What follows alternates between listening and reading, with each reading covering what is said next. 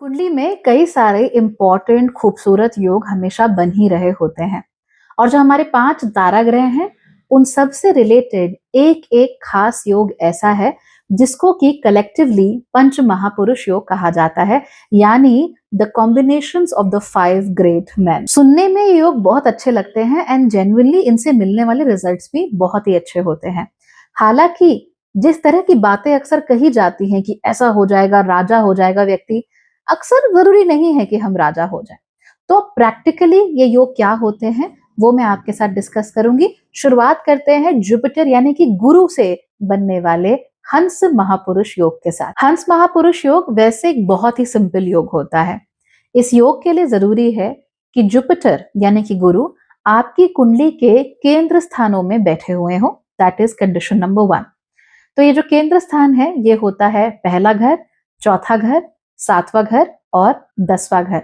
यानी कुंडली में जुपिटर अगर इन चारों में से किसी एक घर में बैठे हुए हैं तो हंस महापुरुष योग की पहली कंडीशन सेटिस्फाई होती है। कंडीशन नंबर 2 ये है कि गुरु को अपने ही क्षेत्र में या फिर अपनी उच्च की राशि में बैठा हुआ होना चाहिए। तो गुरु के अपने 2 क्षेत्र होते हैं, यानी 2 राशियां होती हैं। पहली है सैजिटेरियस, दूसरी है पाइसिस। उसके बाद उसके जो उच्च की राशि है वो है कैंसर यानी कि कर्क राशि। इसका अर्थ ये हुआ कि अगर गुरु की राशियां आप लोगों की कुंडली में केंद्र स्थानों में बैठी हुई हैं या फिर कर्क राशि केंद्र स्थान में बैठी हुई है और उसी में गुरु जाकर अगर बैठे हुए हैं तो फिर हंस महापुरुष योग का निर्माण होता है। इसमें भी सबसे ज्यादा प्रेफरेंस हम तब देते हैं जबकि जुपिटर केंद्र में बैठे हुए हो और उसके साथ साथ ही अपनी उच्च की राशि में भी हो, यानी कि कर्क राशि में हो। इसका मतलब ये हुआ कि जो हाईएस्ट फॉर्म ऑफ हंस महापुरुष योग हो सकता है वो केवल 4 लग्नों में हमें देखने को मिल सकता है। उसमें से पहला है एरीज यानी कि मेष, दूसरा हुआ कैंसर यानी कि कर्क, तीसरा लीब्रा यानी कि तुला और चौथा मकर यानी कि कैप्रिकॉर्न। इन 4 लग्नों में ही जुपिटर उच्च के होकर केंद्र के स्थानों में बैठ सकते हैं। इसीलिए इन 4 लग्नों में ही सबसे पावरफुल हंस महापुरुष योग का निर्माण होता है। हालांकि कुछ लोग ये भी कहते हैं कि अगर जुपिटर जनरली ही अपनी राशि में बैठे हुए हो या जनरली ही केंद्र स्थानों पर बैठे हुए हो तो भी एक हंस महापुरुष योग का निर्माण हो जाता है।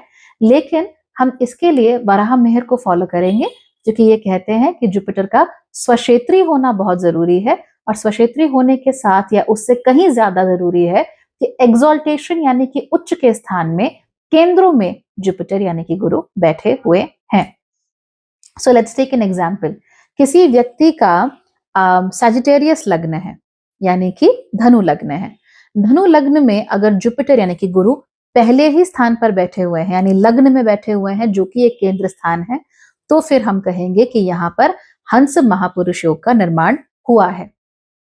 अगर किसी व्यक्ति की कुंडली मेष लग्न की है और उसमें चौथे घर में हमको कर्क राशि में गुरु नजर आते हैं तो फिर एक बहुत ही पावरफुल हंस महापुरुष योग का निर्माण यहाँ पर हुआ है। तो इस तरीके से इस योग को देखा जाता है। ये योग अपने आप में रिलेटिवली शुभ माना जाता है। जिन लोगों का जन्म हंस महापुरुष योग में हुआ है ऐसे लोग धार्मिक होते ही हैं लेकिन साथ साथ तार्किक भी होते हैं, यानी कि धर्म बुद्धि तो इनकी होती ही है लेकिन तर्क बुद्धि क्षीण नहीं होती। ये लोग बहुत ही ज्यादा सम्मान पाते हैं अपने परिवार में भी और साथ साथ ही अपने आसपास का जो कम्युनिटी है उसमें भी। इन लोगों का कॉम्प्लेक्शन यानी कि इनका जो रंग होता है वो अक्सर अपने एथनिसिटी से थोड़ा हल्का होता है और इसके साथ साथ ही इन लोगों में अक्सर आपको हाइट भी थोड़ी ज्यादा देखने को मिल जाती है। ये लोग दिखने में भी काफी इम्पोजिंग लगते हैं, यानी कि इनका चेहरा मोहरा, इनकी जो बॉडी लैंग्वेज होती है वो काफी आपके मन में एक रिस्पेक्ट को क्रिएट करती है। आप चाहते हैं कि आप इन लोगों की रिस्पेक्ट करें। जब वो कहीं आते हैं दे आर वेरी विजिबल, वो दिखते हैं, उन पे नजर चली जाती है ऑटोमेटिकली। ये ऐसे लोग होते हैं जो सोच समझ कर बात करते हैं, लेकिन जो भी बात करते हैं बिल्कुल अच्छी, बिल्कुल टू द पॉइंट बात करना ये लोग पसंद करते हैं और अपनी धार्मिक प्लस तार्किक बुद्धि होने के नाते जब इनके सामने कोई प्रॉब्लम जाती है तो उसका ये बहुत ही अच्छा सोल्यूशन भी लेकर आते हैं। इस योग के साथ जन्मे हुए लोग अक्सर हम लोगों को दिखने में भी सुंदर लगेंगे और इसके साथ साथ ही चरित्र वाइज भी काफी सुंदर होते हैं। याद रखिए कि ऐसे लोगों की कुंडली में आपको लक्ष्मी ये भी आपको काफी स्थिर देखने को मिल सकती है, खासतौर पे अगर गुरु उच्च के हों तो। हमें यहाँ पर कुछ खास बातों का ध्यान रखना चाहिए।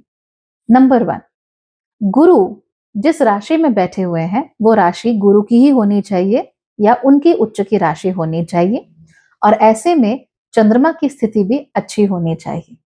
अगर आपके चंद्रमा की स्थिति बहुत खराब है तो फिर यहाँ पर गुरु से मिलने वाले जो रिजल्ट्स है वो हम लोग को ज्यादा अच्छे देखने को नहीं मिलेंगे। गुरु की डिग्री 6 से नीचे ना ही हो तो बेहतर है। ऐसे केस में भी हंस महापुरुष योग से मिलने वाले जो रिजल्ट्स हैं वो थोड़े से कम हो सकते हैं, so they may not be really good. Finally हमें यह भी देखना है कि कुंडली में जनरली किस प्रकार के रिजल्ट देखने को मिल रहे हैं। ऐसा भी हो सकता है कि कुंडली के जो बाकी के घर हैं या बाकी के जो प्लैनेट्स हैं वो बहुत अच्छे रिजल्ट ना दे रहे हो, लेकिन हंस महापुरुष योग बड़ा स्ट्रांग बना हुआ हो। ऐसे में इन लोगों के जीवन में मुसीबतें तो आएंगी, लेकिन कहीं ना कहीं किसी न किसी प्रकार से लक यानी किस्मत इनको बचा लेगी। मुसीबतें आएंगी ही नहीं इसकी हम गारंटी नहीं दे सकते। फाइनली हमें यह भी देखना चाहिए कि गुरु केंद्र के स्थानों में बैठकर एग्जैक्टली कौन से घरों पर दृष्टि डाल रहे हैं।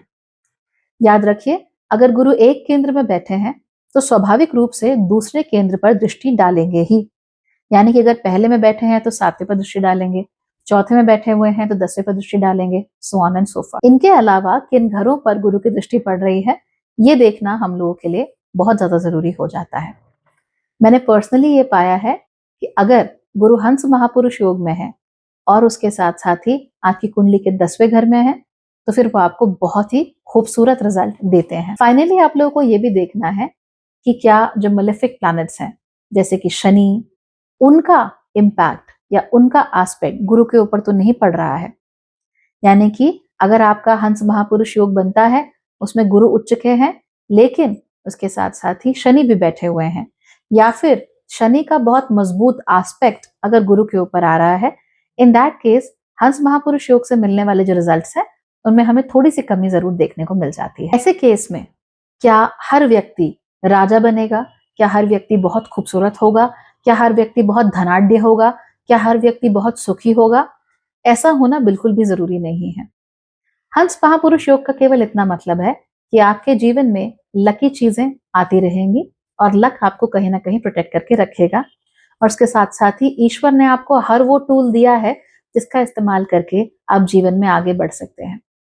अगर आपके पास स्वाभाविक रूप से तार्किक बुद्धि हो भी तो भी आपको तर्क करना सीखना चाहिए और साथ ही साथ उसे प्रैक्टिस भी करना चाहिए। थाली में सजाकर आपको चीजें नहीं मिलती कभी भी। No matter what you have, you still have to work hard for them and to achieve them and to do well in them. तो इसीलिए मेहनत तो करनी ही पड़ती है। फिर आपको ये भी देखना है कि गुरु हर बार ही अच्छे रिजल्ट दे और बिल्कुल कमाल के रिजल्ट दे, ये जरूरी नहीं होता है। कई बार ऐसा भी होता है कि दूसरे ग्रह ज्यादा प्रभावी हो जाते हैं, ज्यादा स्ट्रांग हो जाते हैं और गुरु अपने रिजल्ट अपनी दशाओं या अपनी भुक्तियों में ही अच्छे प्रकार से दे पाते हैं। हालांकि इतना जरूर है कि अगर आपको गुरु हंस महापुरुष योग में किसी कुंडली में मिलते हैं, इन दैट केस ये जो व्यक्ति है कहीं ना कहीं लक इसे जरूर प्रोटेक्ट करेगा, और चाहे किस्मत कितनी भी बुरी तरीके से पलट जाए, एक दिन इनके लिए अच्छे तरीके से जरूर पलटेगी। और इसमें इनका योगदान जो होता है सबसे बड़ा, वो इनके खुद के चरित्र का होता है। तो सुंदरता, उच्च चरित्र, सुखी जीवन, धार्मिक और तार्किक बुद्धि, यानी हर तरीके से भद्र व्यक्ति की जो निशानियां होती हैं वो हमको हंस महापुरुष योग में देखने को मिल जाती है। And that is how you create one of the 5 great main in astrology. क्या आपकी कुंडली में ये योग है या आप किसी व्यक्ति को जानते हैं जिसकी कुंडली में ये योग है, तो उनका जो स्वभाव है वो जरूर हमें यहाँ नीचे लिखकर बताइएगा। किस किस प्रकार के इफेक्ट्स जो हैं आपको देखने को मिले हैं, क्या ये जो इफेक्ट्स मैंने बताए इनमें जो चेंजेस हैं आपको देखने को मिले बिकॉज सैटर्न ने इन्फ्लुएंस किया हुआ था जुपिटर को, या फिर जुपिटर जो थे वो 0 डिग्री पे थे, 3 डिग्री पर थे। ये जरूर मुझे कमेंट्स में लिखकर बताइए। इसी से हमारी एस्ट्रोलॉजी की जो कम्युनिटी है उसको डायरेक्शन भी मिलती है और हम सही तरीके से चीजों को सीख भी पाते हैं।